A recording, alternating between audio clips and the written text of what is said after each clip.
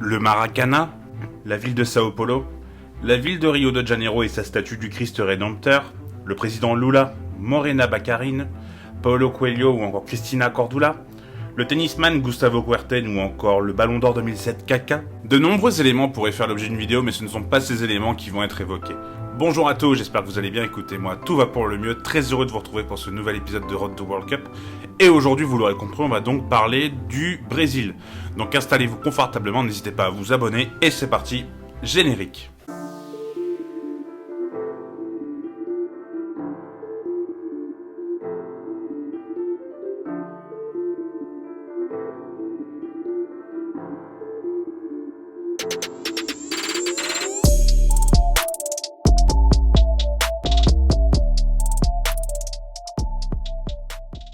Quand on parle de Coupe du Monde, on pense forcément au Brésil, et c'est assez normal parce que le Brésil a quand même une particularité, c'est d'avoir participé à toutes les Coupes du Monde. C'est la seule sélection à l'avoir fait, et c'est la seule sélection également à avoir gagné 5 Coupes du Monde. Donc ils ont gagné en 1958, ils ont gagné en 1962, à nouveau en 1970, en 94, et enfin la dernière c'est en 2002, on s'en rappelle, avec ce doublé de Ronaldo contre Oliver Kahn en finale. On se rappelle aussi, et je trouve que c'est assez rare pour les sélections, c'est qu'on se rappelle aussi de leur moment un peu moins glorieux, tellement cette équipe est marquante. On se rappelle par exemple de leur Coupe du Monde à domicile en 2014 où ils se sont fait étriller par l'Allemagne. On se rappelle également du 3-0 contre l'équipe de France en 98. Bon, ça c'est normal parce qu'on est français, et du coup si on reste dans le prisme français, ils ont également, on se rappelle de ce magnifique quart de finale contre l'équipe de France où ils ont perdu, et on se rappelle de cette masterclass de Zinedine Zidane. Donc voilà une équipe qui a vraiment marqué l'histoire de la Coupe du Monde, et même pas mal de joueurs qui ont marqué l'histoire de cette Coupe du Monde. On peut penser notamment à Bebeto, à Rivaldo, à Ronaldo, forcément au Roi Pelé, et on peut également penser à Garrincha. Bref, je n'ai pas tout cité parce que vous pouvez m'en citer au moins une dizaine d'autres, mais vous aurez compris, le Brésil c'est vraiment cette sélection qui a marqué la Coupe du Monde. Mais est-ce que la forme actuelle peut permettre au Brésil de marquer à nouveau l'histoire de la Coupe du Monde ? Eh bah très clairement, parce que le Brésil se porte plus que bien. Le Brésil s'est baladé lors des qualifications, ils ont quasiment gagné tous leurs matchs, ou en tout cas ils ont quasiment pas fait de défaites. Les dernières défaites, c'est contre l'Argentine en finale de Copa América où ils ont perdu 1-0, et c'était en 2021. Et s'il faut retourner et en retrouver une, c'est en 2019, à nouveau contre l'Argentine, donc c'est pour vous montrer quand même la forme du Brésil. Alors leurs rivaux argentins, on en reparlera, mais sont aussi très en forme. Mais en tout cas, très clairement, le Brésil se porte plus que bien. Les joueurs sont en pleine confiance. Il y a des joueurs qui sont en très grande forme, comme on peut le voir en Ligue 1, notamment Neymar, qui est quand même la star de cette sélection, qui est vraiment en très grande forme. Voilà, vraiment là, on est sur une équipe du Brésil qui arrive comme favori. Enfin, on en reparlera dans les poules, mais voilà, c'est vraiment une sélection qui est en très très grande forme, qui risque de faire très mal. En septembre, ils ont mis 3-0 au Ghana et 5-1 à la Tunisie. Voilà, c'était des matchs qui s'étaient joués d'ailleurs au Havre, il me semble, de mémoire. Et voilà, c'est une sélection qui est vraiment très très bonne, qui est en plein essor. Et on va le voir dans la revue d'effectifs, cette équipe est vraiment très forte, mais il y a peut-être quelques faiblesses quand même qui sont pas à négliger. Et voilà. Et concernant le sélectionneur Tite, il n'est pas forcément super bien vu par les Brésiliens. On lui reproche notamment un peu un manque d'idées et surtout la façon dont l'équipe joue. Même si, bon, dernièrement, c'est vrai qu'il y a eu 3-0 et 5-1.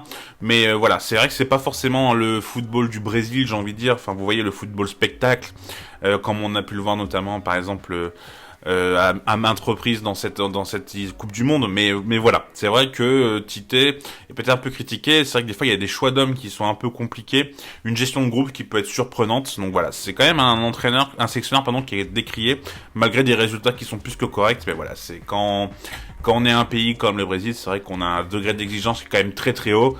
Et voilà, c'est pourquoi Tite est parfois très décrié. Concernant l'effectif, on est sur un 4-2-3-1, et donc on va commencer par les faiblesses, parce que vraiment, je trouve que c'est assez surprenant de voir ça. Et voilà, c'est vrai que les latéraux, c'est pas la folie. On a Alexandro qui est vraiment en grande difficulté du côté de la Juve, et on a Danilo qui est également en grande difficulté du côté de la Juve.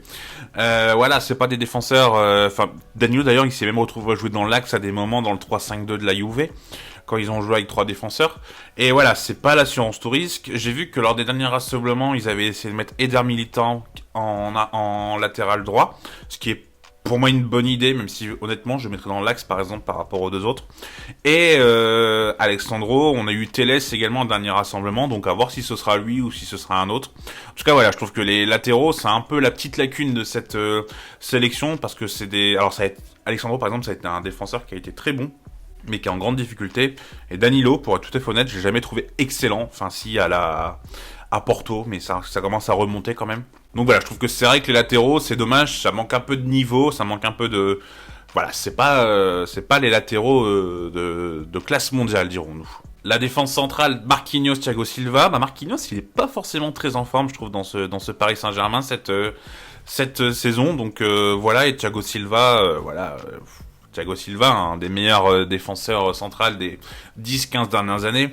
Bon, c'est vrai que il y a eu un peu cette idée que Thiago Silva n'avait pas forcément de mental et était absent dans les grands rendez-vous, un peu notamment à cause de défaites au Paris Saint-Germain, sauf qu'on se rend compte que même sans Thiago Silva, il y a des défaites qui sont évitables, donc bon, voilà. Mais ouais, Thiago Silva est un peu vieillissant, même s'il reste très bon du côté de Chelsea, faut quand même, c'est quand même quelque chose qui a à prendre en compte. Et Marquinhos, ouais, comme j'ai dit, moi j'adore Marquinhos, mais je trouve que dernièrement, c'est pas non plus ça. Ça va un peu mieux depuis qu'ils sont repassés dans une défense à 2, c'est vrai que la défense à 3 lui correspond pas forcément. Mais voilà, en tout cas cette défense est très bonne, et on a Militão du coup qui pourrait jouer dans l'axe à la place, même si clairement ce sera Thiago Silva et Marquinhos. Et une petite pensée pour Bremer également, qui n'aura pas forcément de temps de jeu mais qui est sélectionné, et qui est un défenseur qui a été excellent avec le Torino, là qui est à la Juve, ça va un petit peu mieux pour lui. Mais ouais, Bremer qui est vraiment un bon défenseur, je pense que c'est l'avenir à ce poste du côté de la sélection. Donc voilà, petit mot sur lui. Alors concernant les autres joueurs, c'est vrai que j'ai mis pas mal d'alternatives, je vais vous expliquer pourquoi, parce que en fait il y a eu pas mal de choix. Bon déjà au milieu il y a Fred et Casemiro, ça peut être Fabinho, ça va jouer entre les trois, c'est vrai que sur le terrain il y a des différences, c'est jamais toujours les trois. Casemiro et Fred ont l'avantage de jouer ensemble en club, donc se connaissent pas mal et je les trouve assez complémentaires, mais c'est vrai que se passer de Fabinho c'est un peu compliqué, même si du côté de Liverpool c'est pas non plus incroyable cette saison. Donc voilà, ce sera un des trois, donc j'ai mis Casemiro, Fred, mais ça peut très bien que ce soit Fabinho titulaire. Et c'est pareil sur les quatre devant, Richarlison, Neymar, Vini et Rafinha. En fait, Paqueta joue tout le temps. Paqueta est toujours mis par Tite. Tite est fan de Paqueta, mais c'est vrai que dans ces quatre de devant, du coup, je sais pas comment Neymar peut intégrer cette équipe. Et du coup, c'est pour ça que j'ai mis Paqueta en dessous, mais je pense que Paqueta sera titulaire. Donc peut-être que Neymar, du coup, se retrouvera côté gauche, mais du coup, ça provoquerait des problèmes pour Vini, qui pour moi ne peut pas forcément jouer à droite. Donc voilà, et puis pareil, je pense que Neymar, à l'heure d'aujourd'hui, le mettre sur un côté, c'est pas forcément comme ça que tu pourras avoir le mieux de Neymar. Après, est-ce que Neymar peut jouer faux neuf? Il peut. Est-ce que c'est ce qui sera mis? Je ne sais pas. Donc à la place de Richarlison, du coup, quand je vous dis faux neuf. Richarlison, d'ailleurs, qui revient de blessure, donc c'est pour ça que j'ai mis Gabi Jesus, parce que ce sera peut-être assez juste pour Richarlison d'être en forme à 100% en tout cas lors des premiers matchs. Donc ça jouera entre les deux devant. Mais voilà, en tout cas, ce qui est sûr, c'est qu'il y a Neymar qui est titulaire quasiment à 100%, et Paqueta est quasiment tout le temps titulaire. Enfin, en tout cas, il est toujours mis par Tite. Mais c'est vrai que là, dans ces quatre de devant, du coup, c'est compliqué de savoir lequel va être mis de côté, lequel va jouer d'une façon différente. Peut-être que Paqueta va même jouer reculé, ce qui est pas forcément la chose à faire, je pense. Enfin, en tout cas, ce serait très très offensif, et ce serait surprenant de la part de Tite de voir Paqueta vraiment plus bas à côté de Casemiro, par exemple. C'est difficile de dégager un 11 type, il y a tellement de force en fait et tellement de talent dans cette équipe que c'est vrai que c'est difficile de se dire quelle équipe sera vraiment les 11 types. Donc voilà, je vous dis un peu mes alternatives. Ce que vous voyez sur le diapo, c'est pas forcément une vérité générale. Comme je vous dis, il peut y avoir des changements, donc voilà, on verra bien comment ça va se goupiller. En tout cas, cette sélection, vous le voyez, il y a vraiment des très très grands noms, et c'est vrai que par exemple, on a un Neymar qui est vraiment en très très grande forme en ce moment, qui est absolument énorme. On avait fait une vidéo sur Neymar justement en juillet en disant est-ce que ce sera enfin la bonne saison. Là pour l'instant c'est très très bon, il est vraiment très fort, franchement il a un niveau assez incroyable, c'est cool de le voir comme ça, et il faut espérer pour le Paris Saint-Germain qu'il n'est pas en forme juste pour la Coupe du Monde, ça seul l'avenir nous le dira. Moi j'avoue que j'ai des petites interrogations là-dessus depuis le début, faut espérer que il soit concerné par le Paris Saint-Germain, mais je vous avoue avoir un peu de doute. Donc voilà, mais en tout cas c'est clair que ce sera l'homme providentiel de cette équipe, il faut espérer quand même, et c'est vrai qu'il faut en parler je pense dans cette revue d'effectifs, c'est que les Brésiliens ont un peu de mal à gérer leurs sentiments, ils ont un peu de mal à être Ils ont un peu de mal en fait à voilà, c'est vrai que Neymar a tendance à s'énerver très facilement et c'est peut-être ce qui peut poser problème à cette équipe du Brésil. Voilà, si Neymar pète un plomb parce qu'il est trop taclé, se prend un carton rouge, c'est des choses qui peuvent arriver. Vinicius, c'est pareil, il a tendance à pouvoir s'énerver assez facilement, donc voilà, c'est peut-être ce qui peut leur coûter un peu voilà, une victoire lors de certains matchs. On va passer du coup à la poule, et la poule elle est plutôt relevée avec la Serbie, la Suisse et le Cameroun, même si bon le Brésil très clairement est favori, hein, on va pas se mentir, mais ce sera pas des matchs simples. On a déjà parlé de la Serbie et du Cameroun, la Serbie me semble au-dessus du Cameroun, la Serbie ça va pas être simple de les jouer, même si c'est vrai que défensivement c'est pas non plus l'assurance touriste, donc je pense que le Brésil va pouvoir gagner sans souci, et puis bah la Suisse on verra ce que ça va donner. En tout cas c'est une belle poule, c'est une très belle poule, le Brésil je pense va être premier quand même, hein, y a pas de souci, mais en tout cas ça va être une poule vraiment intéressante à suivre.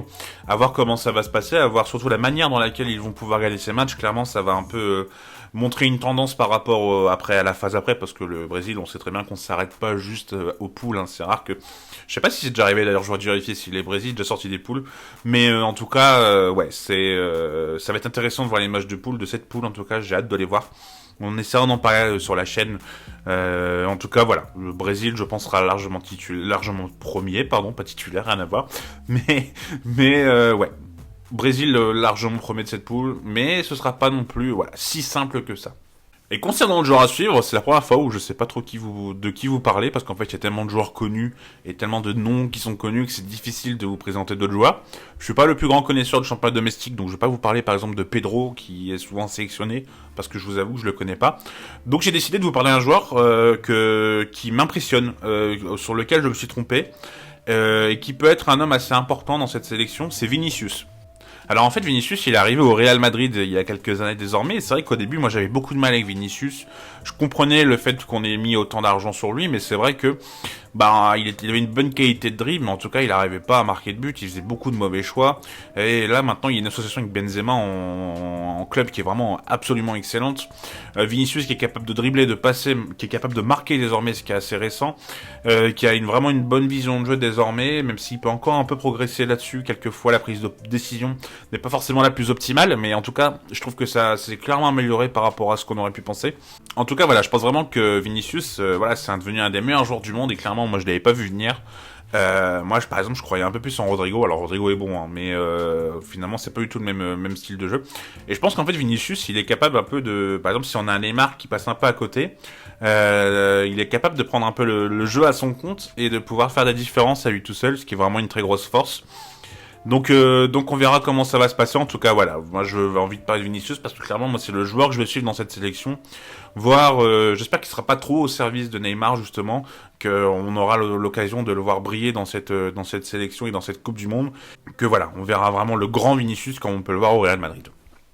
J'espère que la vidéo vous aura plu. Écoutez, un grand merci à Maxime Parle Sport sur Twitter, qui est un grand fan du football sud-américain, donc il m'a aidé également pour une autre sélection qui arrivera très prochainement, pour l'Uruguay, hein, je sais pas pourquoi je vous fais un suspense, mais voilà. Comme d'habitude, je vous mets le lien en description, donc n'hésitez pas à le suivre. Je précise jamais, mais c'est vrai que la compile que je mets à chaque fois, je mets le lien dans la description quand j'y pense, mais en général j'essaie de le faire parce que c'est important. Je prends la vidéo sur une vidéo, donc c'est important de créditer, voilà, c'est juste pour vous préciser. En tout cas, si la vidéo vous a plu, n'hésitez pas à la liker, n'hésitez pas à vous abonner pour pas louper les prochains épisodes de Road to World Cup. Il y aura une vidéo sur la Coupe du Monde qui sera pas un Road to World Cup, qui va sortir assez rapidement, je pense lundi ou mardi, qui devrait vous plaire.